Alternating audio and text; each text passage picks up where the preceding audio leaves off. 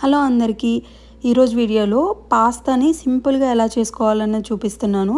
అయితే నేను ఈ ప్రొసీజర్ అంతా అవెన్లో చూపిస్తున్నానండి. అవెన్ లేని వాళ్ళు ఎలా చేయాలి అన్న దానికి కూడా నేను చెప్తాను. మీరు నోట్ చేసుకొని ట్రై చేయండి. ఎలా వచ్చిందో కమెంట్ కూడా చేయండి. ముందుగా ఇలాగ నేను వెజిటేబుల్స్ తీసుకున్నాను. బంగాళదుంప, క్యారెట్, అలాగే వెల్లుల్లి, ఆనియన్, క్యాప్సికము, కొంచెం బటర్ యాడ్ చేసుకున్నాను. మీరు ఇందులో మీ దగ్గర ఉండే బఠానీ, అలాగే బీన్స్ ఇవన్నీ కూడా యాడ్ చేసుకోవచ్చండి. మీకు కావాల్సిన వెజిటేబుల్స్ అన్నీ యాడ్ చేసుకోవచ్చు. ఇలా ప్రీహీటెడ్ అవెన్లో ప్లేస్ చేసి నేను ఒక 10 మినిట్స్ పాటు దీన్ని కుక్ చేశాను 350 డిగ్రీస్ ఫారెన్ హీట్ దగ్గర. టైం ఉంటే మీరు దీన్ని ఒక 200 డిగ్రీస్ ఫారెన్ హీట్ దగ్గర 20 మినిట్స్ పాటు లో కుక్ చేసినట్టయితే దీని టేస్ట్ ఇంకా బాగా వస్తుందండి. ఇప్పుడు అవెన్ లేని వాళ్ళు ఏం చేయాలి అంటే ఈ వెజిటేబుల్స్ అన్నిటినీ మనం స్టీమ్కి కుక్ చేసుకోవచ్చండి. ఆవిరికి ఇడ్లీ పాత్రలో కానీ అలా లేదా వాటర్ పోసి ప్యాన్లో ఆవిరి పెట్టేసి ఉడికించుకోవచ్చు. ఇలా ఉడికించుకున్న వెజిటేబుల్స్ని అన్నిటినీ మీరు పక్కకు బౌల్లోకి తీసుకొని అందులో మీరు బటర్ యాడ్ చేయండి, అలాగే సాల్ట్ కూడా యాడ్ చేయండి. అవెన్ ఉన్న వాళ్ళైతే వీడియోలో చూపించిన విధంగా ఇలాగా ఒకసారి అన్నీ సాల్ట్ యాడ్ చేసేసి ముక్కలన్నీ కలిపేసి మళ్ళీ అవెన్లో పెట్టాలండి. స్టీమ్ చేసుకునే వాళ్ళైతే ఒక్కసారి మాత్రమే డైరెక్ట్గా ఫైనల్గా కుక్ అయ్యేంత వరకు స్టీమ్ చేసుకోండి. ఇప్పుడు ఇలాగా సాల్ట్ వేసి మిక్స్ చేసిన తర్వాత దీన్ని అవెన్లో పెట్టేసి మరొక 10 నిమిషాల పాటు కుక్ చేసినట్టయితే సరిపోతుంది. ఇప్పుడు ఇది కుక్ అయ్యేలోపు మనం ఒక మిక్చర్ని ప్రిపేర్ చేసుకుందాం. ఒక బౌల్లోకి ఇలాగా 2 టేబుల్ స్పూన్ మైదా తీసుకున్నాను. మీరు మైదా ఇష్టం లేని వాళ్ళు గోధుమ పిండి అయినా తీసుకోవచ్చండి.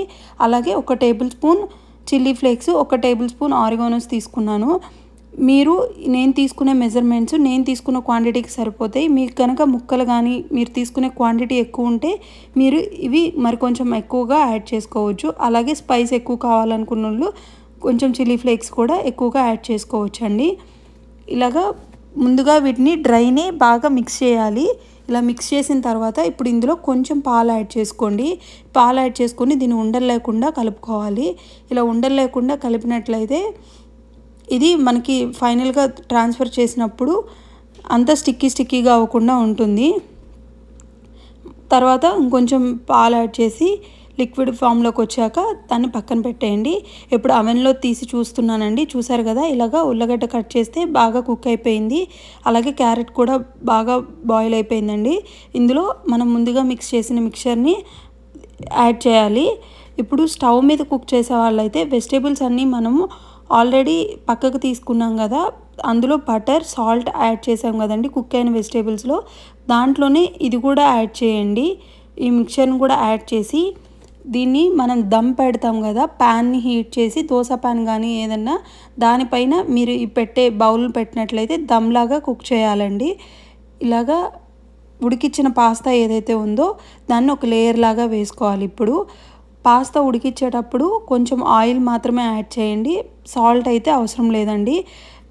దీన్ని కుక్ అయిపోయిన తర్వాత పక్కన పెట్టుకొని చల్లార్చుకోవాలి. ఇప్పుడు ఇలా వెజిటేబుల్స్ అన్నీ ఉడికిన తర్వాత ఒక లేయర్గా పాస్తాని నేను యాడ్ చేసుకున్నాను. మీరు మ్యాక్రోనీ పాస్తా ఎలాంటి పాస్తా అయినా యాడ్ చేసుకోవచ్చండి. నేను నా దగ్గర ఉన్న షెల్ పాస్తా అలాగే 2 టైప్స్ ఆఫ్ పాస్తాని నేను యాడ్ చేశాను. ఇప్పుడు ఒక లేయరు మనం ఇలాగా సన్నగా తురుము పట్టుకోవాలి. చీజ్ని ఇలా తురుము పట్టడం వల్ల ఏమవుతుందంటే చీజ్ అనేది ఈవెన్గా స్ప్రెడ్ అవుతుంది. ఒక లేయర్ చీజ్ని ఇలాగా తురుము పట్టేసి మరొక 5 నిమిషాల పాటు అవెన్లో ప్లేస్ చేసినట్టయితే మనకి ఇది ఫైనల్గా కుక్ అయినట్టు. అదే స్టవ్ మీద చేసేవాళ్ళు దమ్ పెట్టుకుంటారు కదండి, అలా దమ్లో చీజ్ అంతా మెల్ట్ అయిపోయి మనం యాడ్ చేసిన లిక్విడ్ ఫామ్ ఏదైతే ఉందో అదంతా ముక్కలకు పట్టేంత వరకు ఉడికిన తర్వాత ఒక 5 నుంచి 10 నిమిషాల పాటులో ఉడికిపోతుందండి. అప్పుడు స్టవ్ ఆఫ్ చేసుకొని సర్వ్ చేసుకోవచ్చు. చూసారు కదా, ఇప్పుడు సర్వ్ చేస్తే ఇలా ఉందండి.